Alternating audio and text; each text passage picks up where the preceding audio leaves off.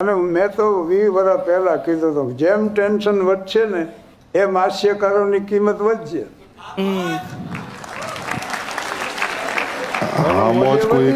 માણસને થોડીક વારે ખુશ કરી દો બસ.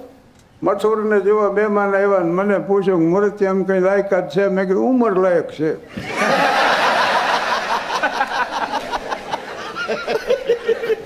પછી હમણાં મને ભેગો થયો કે મારી પત્ની છે ને રોજ સવાર પડે ને 200 રૂપિયા માંગે.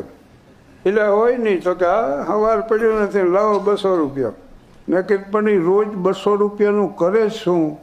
મને હું આપું તો ખબર પડે.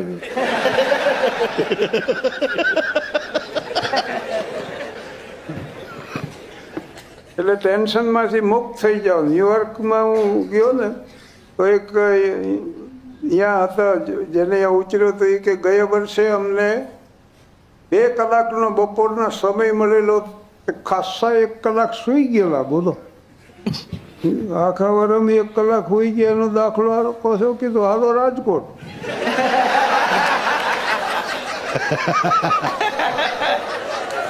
અહીંયા 1 થી 4 કૂતરા હોઈ જાય શેરીમાં.